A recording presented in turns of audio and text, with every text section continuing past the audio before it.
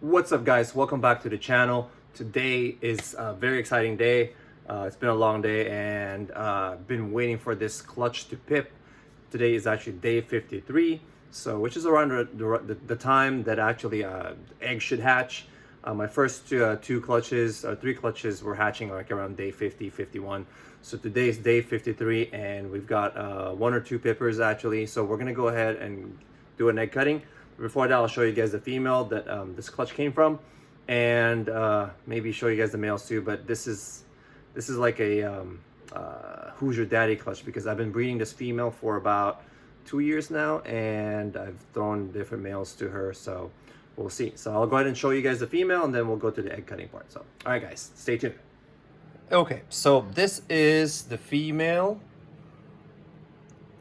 This the clutch is the egg cutting clutch we're going to be doing, and honestly, this girl, I am not sure what it is. She is going to be running away, and I bought her a long time ago, and like 4 years ago, and initially they said that this is red stripe, but I don't think it's red stripe at all. I think it's just a regular pastel, and if it isn't regular pastel, it could be pastel, maybe yellow belly spectre. I don't know. It's just that she's got some patterns that I don't know if it's just pastel or something else, but she's got a kind of a stripy dorsal, so we'll see what we get. But like I said, I paired her up to a lot of males, so who knows who she picked as far as who retained the sperm that sired a clutch. So we shall see today. So exciting. Let me go and put her away because she is not going to stay still. So let's go. This is clutch number 4 for 2020. There were 8 eggs, and that was her first clutch. And due 3/14, I usually dated about 60 days out, so give or take. One egg did go bad. Some of them are starting to get some molding, so kind of been watching them on a regular basis just to make sure that they're going to be okay. This one is pipped already, and since it's day 53, I'm just going to go ahead and cut the rest of the eggs just to make sure that they're all okay. I'm going to go ahead and toss this out, so that way we don't have to mess around with that. Let me go ahead and put a glove on just to kind of at least on one hand get this one out.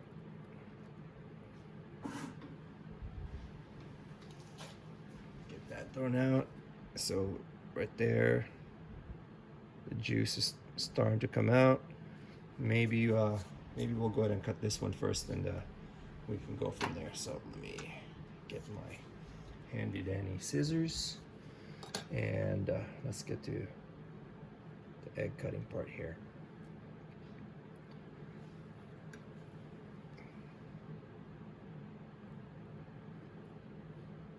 Let's see.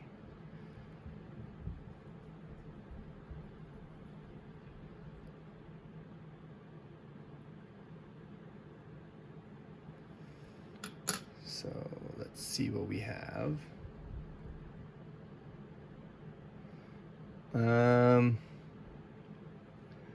A very busy pastel pattern. Could be super pastel maybe, but let's go ahead and poke it. It's moving. So it's moving, it's alive. Not sure really what this one is. It looks a little yellow belly-ish. So we shall see once they come out. All right, let's go ahead. Let's go ahead and get this one started.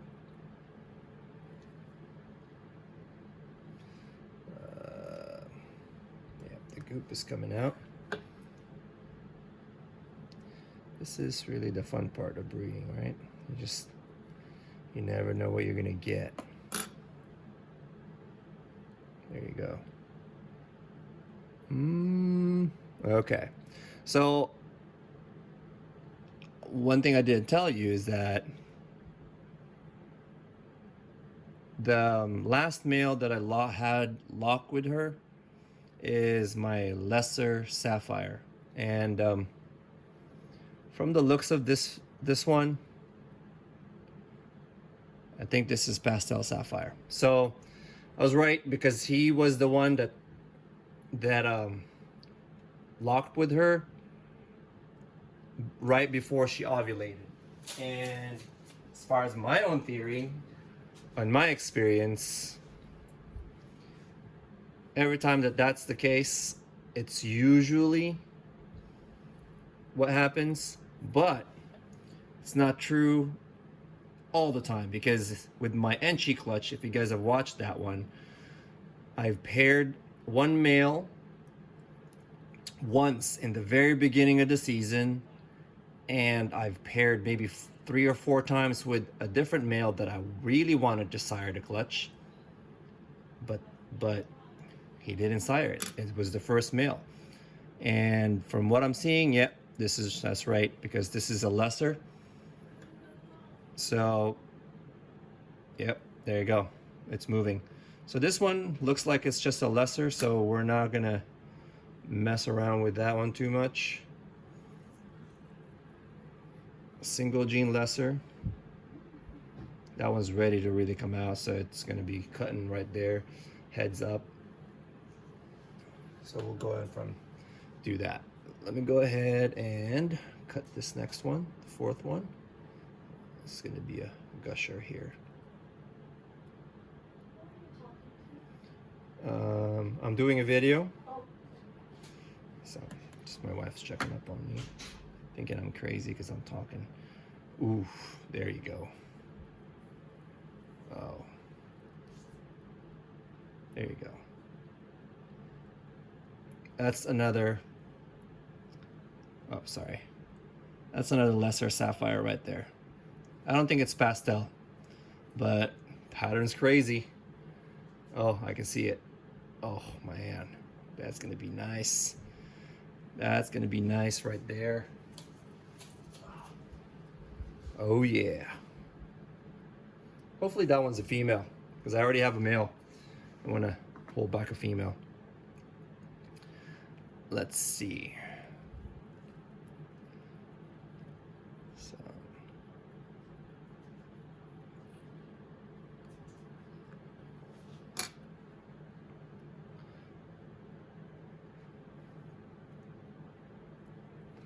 that one looks like a Sapphire. It could be it's hard to tell. It's all bundled up, but once it comes out, I can tell more. But yeah, I think that one. I have to see the tail end, and the tail is kind of tucked in, so it's hard to distinguish that one. And let's see here. Ooh, this one is super plump. So far, I've seen I think at least 2 sapphire combos, and one I'm not 100% sure, but I think it is a sapphire because the pattern is different. And this one I believe to just be a pastel. It's a really bright pastel too. It's not showing into the camera, but that's a nice and clean one. So we'll wait what that one is once it comes out. Oh, the last one, come on. My hand's starting to get slippery. So let's go ahead and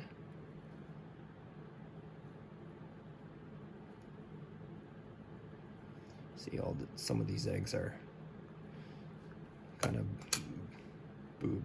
boob egg, but there you go. I think that is another pastel sapphire. Yeah, we'll see a little bit more when it comes out, but it's not just a pastel. So, and I would still definitely have to look, because it also could be dual sire clutch. So stay tuned. I'm gonna go ahead and give you guys an update once they all come out of the eggs, and then we'll determine exactly what they are and who sired them. But so far, um, notably, it looks like it's just that male that sired the clutch, because I don't see any other thing that I paired to her that would really be noticeable as far as the difference is concerned. Because I believe I paired might as well get the card now. So I paired her to a Firefly Calico, and that was back in actually late 2017 when I was pairing her. And then she also locked with a Mojave Sable. That was a long time ago. I put her with a Pastavi Yellow Belly. That was back in 2018. I also put her to a Champagne. I believe that was a Champagne Hypo. Oh, no, I'm sorry. Coral Glow Champagne. No champagnes here, no Coral Glow, so that's out. And then the last male that I put her with, looking at her records, is the lesser Sapphire, because I take also pictures of the pairing. So that's the last one on my record. Like I said, I've labeled her as a pastel red stripe, but I doubt she's a red stripe. So there's potentially yellow belly in her instead rather than the red stripe. But like I said, I've had her for many years. I believe 4, maybe even going on 5 years I've had her. And I got her as a sub-adult, probably like around 1,000 grams, and grew her up and started breeding her. But you know, it's I don't think she's red stripe at all. So I didn't pay red stripe price. So for you guys that are kind of thinking, oh, maybe did you pay red stripe price? No, I didn't. So that's why I'm thinking it's probably not red stripe. So all right, guys, so let me go ahead and let them crawl out, and then I'll share with you guys in a little bit here what they all are. All right, guys, so I wanted to just continue on with to show you guys all the babies. They've all crawled out already. They haven't shed yet, so this is just them all crawling out and absorbing their yolks. Some of them actually got their yolks twisted, the umbilical cord twisted, and I had to go ahead and fix that. So, which is great, because they did continue on to absorb those yolk, and I'll show you guys which one that is. But this one is a female normal. This is not a sapphire, so this is just a female normal. There were total 8 eggs. One of them died in incubation. There were no slugs. The female is a first-time breeder female, so for a first time, 8 eggs is great. Not really sure what happened to the 8th egg, but it ended up passing away, started molding. This one is another female, and this one is just a lesser. It's a gorgeous lesser. Nonetheless, this is just a regular lesser female. This next one is just I believe to be just a pastel. So this is the one that actually came out last, and yeah, still has the umbilical cord, but it's starting to get smaller now. This is the yolk, leftover yolk. I'm not sure what happened there, but it's starting to dry up, so probably another day that thing will drop off. But this one, I didn't sex this one. I think this one is a male or a female. Let's go check now while we're doing that. Oh, looks like a male. Yep, looks like something's coming out of there. So I believe this is just pastel male. So a lot more yellow, cleaner, definitely less pattern than the other ones, because the other ones have other combos in it. So let me go ahead and put this guy away, because I have a stowaway here. And now we're looking into the sapphire combos. So mind you, these are animals that have not shed yet, so they're gonna get their colors after they're shed in a few meals. But this is what the sapphire does, especially with pastels. It busies up the pattern. If you look at the dorsal, all these graniting on the dorsal, you definitely, I mean, you can see the difference between a pastel in a pastel sapphire.